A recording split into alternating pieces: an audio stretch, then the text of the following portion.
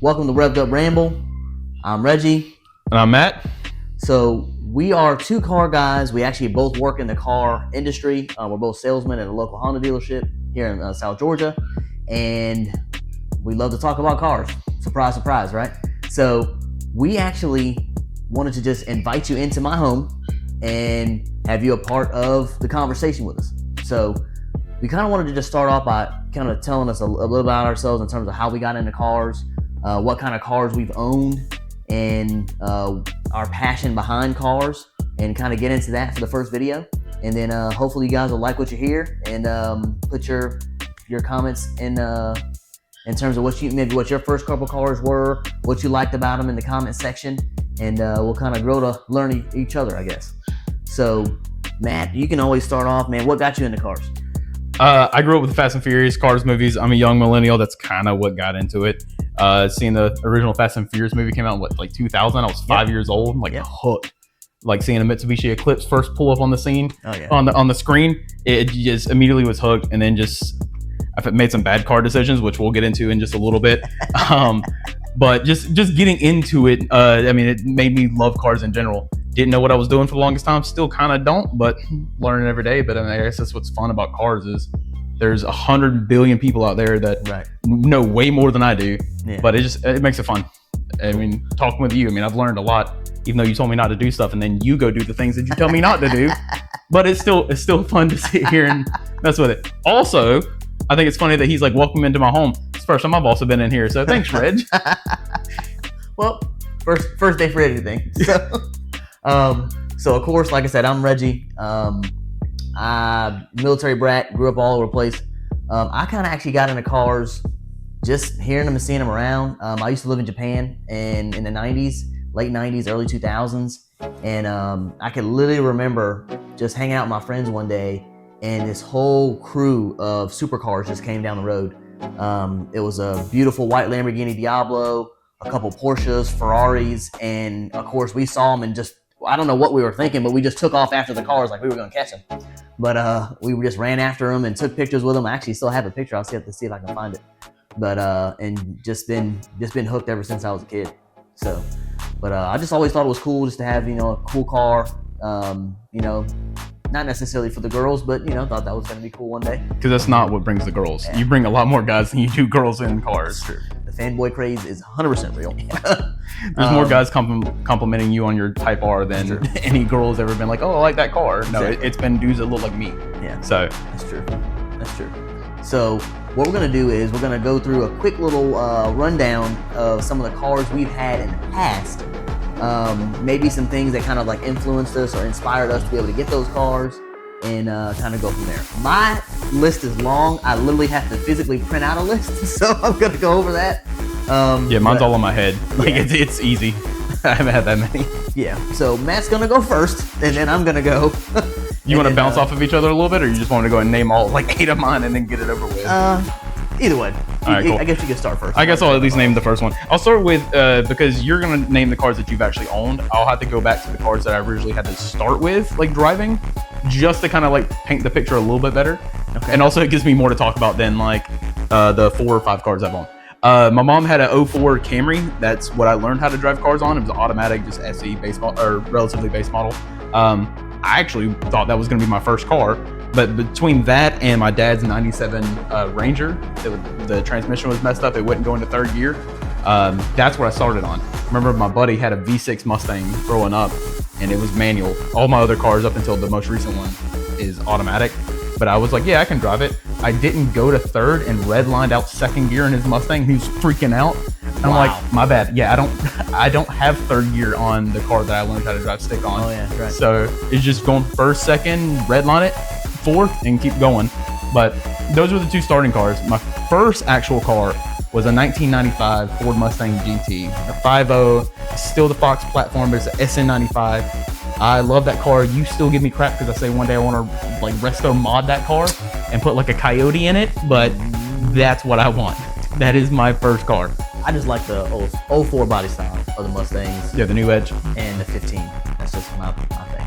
Yeah, so 99 to 04, the new Edge Mustang is still an SN95. It's the body style is what he likes because the suspension and everything else like that's the same. They make about the same horsepower.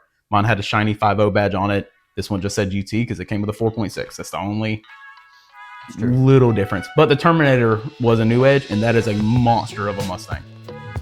I like the old school, the Celine, like the 04 Oh, yeah. body style. With the long wing in the back. Well, it's because Celine made it. I mean, like that's saying like, oh, I like the RTR Mustang, and it's like, well, RTR made it. Or Still Hennessy. like Hennessy makes great cars. I love all of it. But no, after that, long story short, it had some issues. Got into a Pontiac Grand Prix again. This is back when my parents bought me cars. I had a love-hate relationship with that car. It was ugly, like ish greenish brown color. You remember those, like the Pontiacs back in like 04? They were like brown, like copper brown. I don't know what the color. It looked terrible on a car. The color itself on like whatever is normal, but on a car was just like, why did they paint it brown? That was also a Pontiac. Yeah, it was definitely a Pontiac. Either way, so that I had that car. That's probably one of the longest cars I've had, unfortunately. But it was the V6. Surprisingly, it was actually faster, like 0 to 60, than the Mustang was, because the Mustang had problems. But I still love that Mustang.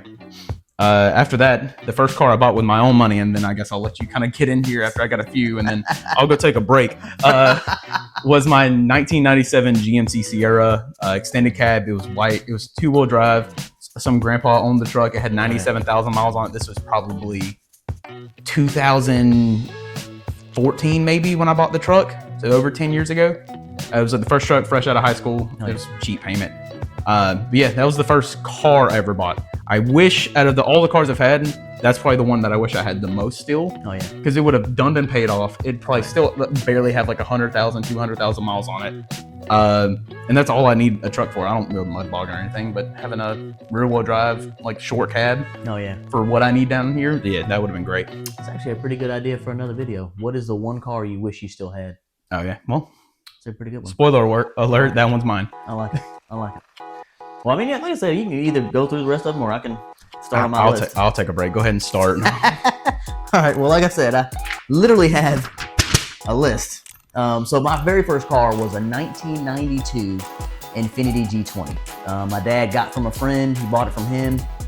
Stored it at another one of his friends' houses, and ended up giving it to me for my 17th birthday. I don't know what happened with me when I was 16. I cared about one thing, and it wasn't cars. I'm sure you guys know what I'm talking about. It wasn't cars. No 17-year-old. Exactly. The one thing that's on every 17-year-old's mind. Exactly.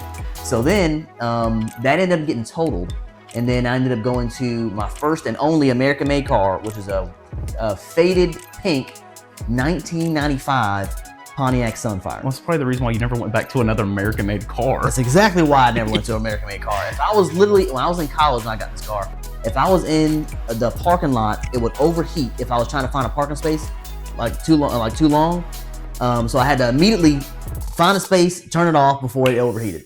That was my the nightmare of the American-made car, which I would never ever have again. My Pontiac also had that problem. I would get to work with a thing of water, just pour it in there. Again, I didn't buy the car. It was like $1,700. I mean, it was. That's exactly how much mine was. Exactly. That is crazy.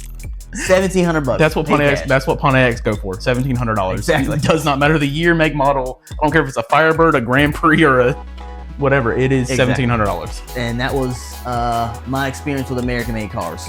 So then I went from that, and we ended up moving because my dad was Air Force. So we ended up moving to Colorado. My dad was like, "It's never gonna make it." I was like, "It'll make it." He's like, "It never will make it." And then it ended up catching on fire with the people I sold it to. So he was right. He probably wouldn't have made it. I ended up getting the very first car I ever financed was a 2001 Mitsubishi Eclipse. And this was like at the peak of the Fast and Furious era. I think like Too Fast, Too Furious came out by then.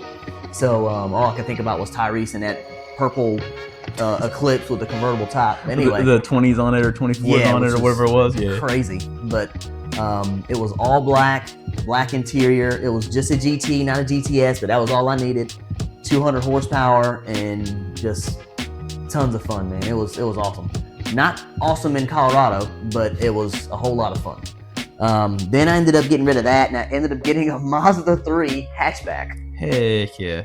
That's up my speed, by the way. Yeah. Wasn't necessarily the funnest car in the world, but it was a whole lot better on gas. and that's what I needed. I mean, they made the Mazda Speed 3. That was a pretty cool car. That was not what I had, but Yeah, it was really fun. But yeah, that was that. And then that's actually when I switched over because I ended up driving my uncle's Gixxer 600. And after that, I had the bug for motorcycles. So I ended up getting rid of the Mazda completely. And this is living in Colorado, mind you. And ended up getting my first motorcycle was a GS 500F. So of course, any of my bike fans out there, that is not the motorcycle to get when you have just gotten off of a Gixxer 600. That thing fully pegged was doing like 40 miles an hour.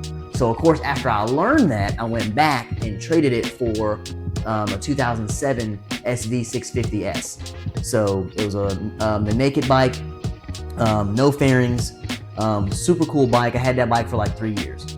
Awesome bike. I really learned how to ride on that one. Learned how to do a wheelie on that one. I was actually riding that bike when I met my wife, so that was kind of cool. But I ended up selling that one, and like 3 weeks later, somebody ended up sold it. So it kind of broke my heart, but it is what it is. So of course, I went back to a car after that. I ended up going with a beautiful white Integra. It was just an LS. It was a '96. It already had a body kit, exhaust. It was a stick shift. I have never owned, like, as far as a sports car, an automatic. The only automatics I've ever owned were cars I've got when I was like a lot older. I've owned everything as auto until the most recent. I was like totally anti-automatic, period. Like I was like a straight diehard tuner fan, like ever since I was 17 years old. It's funny you're still that way a little bit. That's true. You're like, why would you buy this as an auto? And I'm like, it's fun. Yeah, like we had a debate about the 10-speed, like the S550 and 650 Mustangs. You're like, but why? I'm like, because it's fast. It's faster. That's all you need. Listen, if I'm getting a Mustang, I'm gonna be able to hear every gear. I'm talking about all of it. I'm not redlining, but going pretty close to it. But I want to hear all of it. If we're drag racing though, I'm getting the 10-speed, and I'll blow the doors off of it. Like it's maybe. But I used to work at Stita. So we did a lot with the 10-speed. I understand, but yeah, if I'm buying one, yes, I agree with you. I'm getting preferably like the Dark Horse. That way you can get the Tremec, but. I mean, yeah. Besides that, yeah. I just like the sound of hearing my revs. That's just me. But after I had the Integra, I ended up getting a black 2004 Hyundai Tiburon GT V6. I don't know if I'm proud of that, but it looked good at the time. But it was a cool car. We can cut that. We can cut that out. Don't worry. I actually drove that car all the way down to Miami for the first time. I think I ended up driving that to Virginia one time to go back home, but either way, I mean, it was a fun car. I mean, definitely not the most reliable, and it definitely wasn't the most comfortable, but you know, it is what it was. And then going from the Tiburon, that's when I bought my first 350Z. I had a silver 350Z, 6-speed manual, just amazing car. But the dreaded transmission issue started. I ended up trading that one in. Well, I actually ended up trading that one in for my wife's first car, and then we ended up getting a 2012 Honda Civic together. But as far as my own car, I still had that itch, and I was like, man, maybe it was just a bad one. Ended up getting another 2004 350Z, same color and everything. And of course, it had the dreaded transmission issue. I think it had a transmission grind whenever I went to 5th gear, so that was no bueno. Ended up trading that in. Then I went from the 350Z to a 2007 Mercedes C230. Clean car, but as soon as that check engine light came, she had to go. Traded that in for a brand new 2013 Sunburst Orange Pearl Honda Civic Si Coupe. Beautiful car. It's such a good color too. Yeah, it was such so a pretty. good color. Gosh, that car was pretty. The only bad thing about that SI was it had such close gear ratios in terms of just being able to shift. I mean, it was just like as soon as you got in gear, it was time to shift. That thing I didn't necessarily love. But I actually missed the luxury feel. So I ended up trading in the 13 SI for a 14 3 Series BMW. And it was a base model, which, you know, I didn't care at the time. I was young and dumb and just wanted something nice. But I liked the feeling of the Mercedes in terms of the luxury, but I wanted something new with a warranty. So I ended up getting a brand new black with beige interior 2014 BMW 320i. 2-liter turbo, 34 miles to the gallon. I mean, I put a system in it, put rims on it, had the Euro stripe on the side.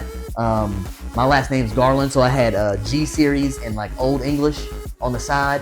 And crazy story, our coworker, his family ended up buying it when I traded it in for my next car, which was a 2017 Honda Accord EXL hybrid off the showroom. That BMW started putting me down, left me stranded a couple times, and I ended up trading that in for a silver 2017 Honda Accord EXL hybrid. Was the BMW the car you had when we met?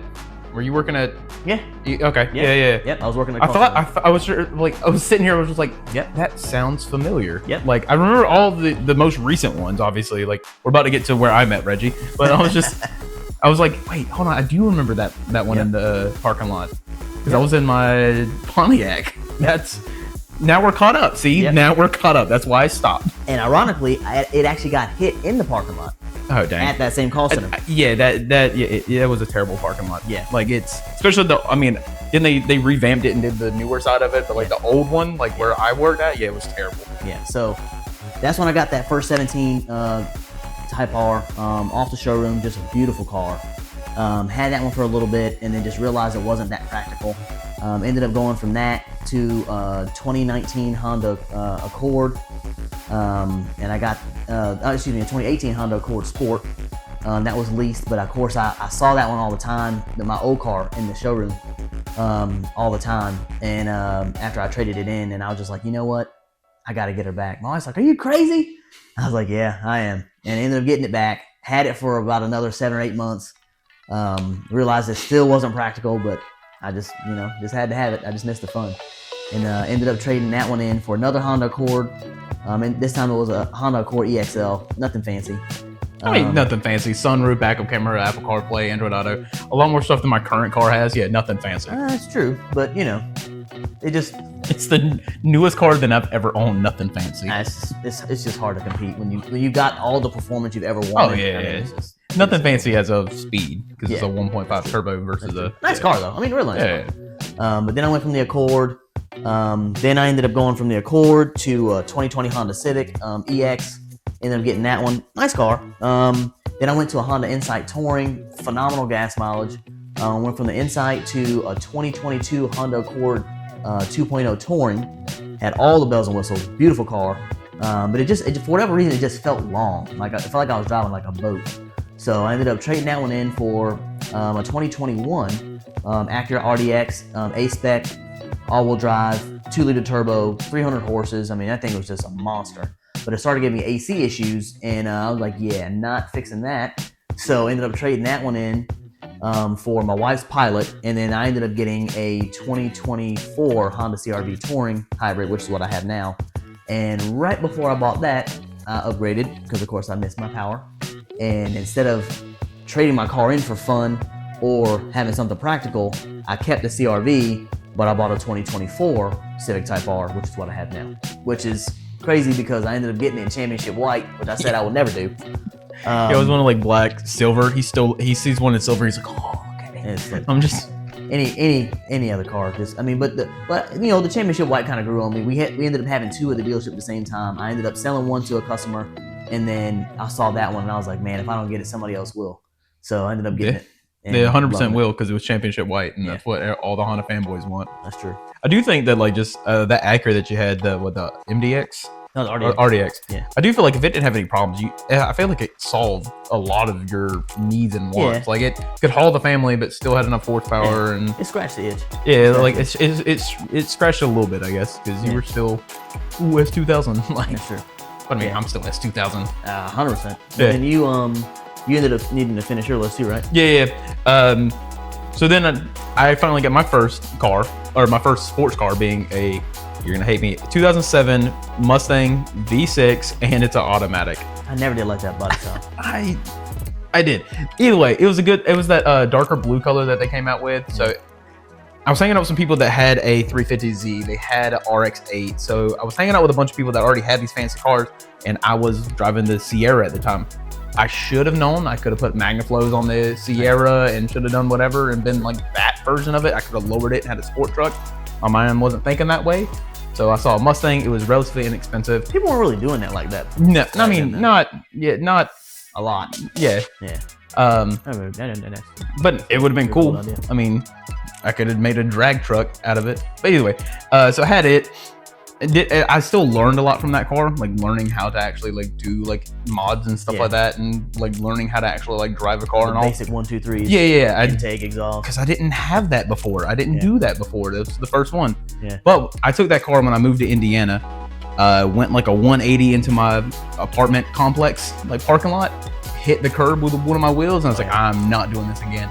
I saw the stop sign at the back of it as I was driving by. I was like, nope, not doing this again. I was working at a car lot at the time, went in, traded it for a 2012 Taurus SHO. So all-wheel drive was the main thing I was going for. But the fact that it had 365 horsepower, 350 pound-feet of torque made up for it. It's my American GTR, you'll call it. Oh, God. But no, it was a really good car. I love that car. It was the most comfortable. I drove it back when I moved from Indiana back here. Drive of it was just fantastic. Until I started having electrical problems, and mainly because the sunroof would leak, because American cars. And it had a push button start, and it was like messing up with that, so I couldn't start the car. I was actually going to a funeral, and I had like everybody was going to just ride together, like all the buddies. And it's like pouring down rain that day, and the car wouldn't start. My son was just born. This is the car that my son came home from the hospital in, and it just wouldn't start one day. So we all had like 5 deep load up in my wife's Ford Focus, and the whole way there, I'm just like a clown car. And just so you know, I'm about average size for my friend group. Like, it's not much smaller. I'm just letting you know. I love you guys. Thanks for watching, but it's not. There's a few of them, but it was fun. It was definitely interesting. And the whole time I'm just like, I need to cheer up. We're going to a funeral. I'm already upset, but I don't need to be like mad upset. And just, I'm getting rid of this car. We started talking like a few weeks after, what car do you want? We kind of settled on a CRV and a RAV4. My wife decided she wanted a RAV4 because we found it, and that's what she drives now. So now I was promoted to the Focus. But transmission. And your customer bought it and still drives it to today. That's true. I hope. Maybe it might have blew up like one of your other cars. Maybe it's on the side of the road right now. It might be on its 3rd transmission. It wasn't bad though. I mean, it had like 36,000 miles on it at the time, like for the mileage wise, which is about typical. They last about 40. So it's still good. But no, I was riding with it. I talked to a lady that wanted to trade out of her 1998 Honda Civic EX.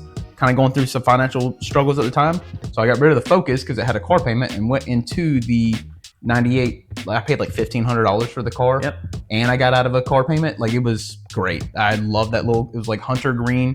I had 107,000 miles on it, if I remember right. And you put black wheels on that? Yeah. I bought the Acura GSR wheels. Yeah, the GSR wheels. And they were all beat up. So I just painted them black, got it tinted out, fixed some of the interior bits that it needed, like putting new speakers into the car, just giving it, like, making it livable again was kind of like the biggest thing. Because it still had a tape player, cigarette lighter. It was fancy because it had a what do they call it when you can put like 6 disc? Oh yeah, multi-disc. Yeah, it had a multi-disc CD player in it. So probably watching haven't even seen a CD before. Fancy. It was fancy in 2023. Either way, so I drove that. I love that car. I mean, I was actually messing with him, being like, oh, I want to K swap it one day and blah, blah, blah. And then a K series pulls into the lot in the form of a 07 Civic Si. It was like cherry red, the Riley red. Beautiful. It had 43,000 miles on it at the time. Offered the guy $8,000 and I took it home. And that's what I'm driving today. That's my whole list. It's sitting right outside. But I mean, I don't know. It's even now after like a year or so, it's at like 63,000 miles on it. It's like hard for me to say no to it. It's hard to me. Everybody has that one car that you wish you never really got rid of. Which again, like I said, may possibly end up doing a video on that. What was the one car you wish you would have never got rid of?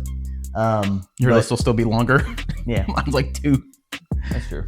Maybe mine would be 6. The 6 cars. Ooh, quick video, maybe a short. But anyway, yeah, it's just I think that's going to be a really clean car for even your son to have one day, because it doesn't have all the electronics that'll go wrong in modern cars. No, because what's going to go wrong? The radio goes out. Like, okay, like I can the headliner. I need a new headliner now. So like, okay, like speakers. Those were easy. That's true, because although my Type R has the IB Tech old school VTEC with the, I mean, just that whole, Yeah, it's just different. screams at you. Yeah. Well, guys, I hope you enjoyed. Again, his name's Reggie. My name's Matt. If you guys liked it, just leave a like. Maybe leave a comment down below. You got anything to say? Nope. Stay tuned for the next video. I think you'll like it. All right, Thanks guys. so much, guys. One love Peace and God out. bless.